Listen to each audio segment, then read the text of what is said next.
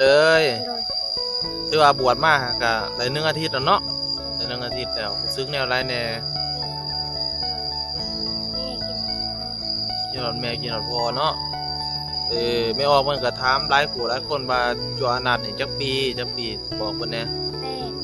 8 ปีเนาะปีตั้งใจทำใจเฮียนเด้อเห็นบ่กินฮอดเพิ่นก็อดเอาหั่นแหละแต่จังได๋แหละ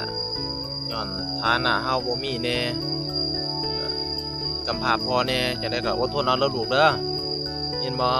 เป็นหมู่กับจัวบุญหลายน่ะนี่บุญหลายเด้อเอาอวยพรให้แม่ออกเพิ่นแหน่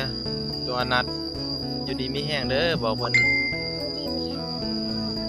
สาธุอยู่ดีมีแรงอัปเดตการชีวิตการเป็นอยู่เพิ่นให้เบิ่งออกเพิ่นญาติโยมว่าจัวนัดไปไสบางคนก็ถามหาเนาะเพิ่นอยู่นี่เด้ออยู่เป็นหมู่กับจัวบุญหลายนั่นแหละจังได๋ก็อนุโมทนานำเบิดทุกๆคนที่เข้ามารับชมเด้อสาธุ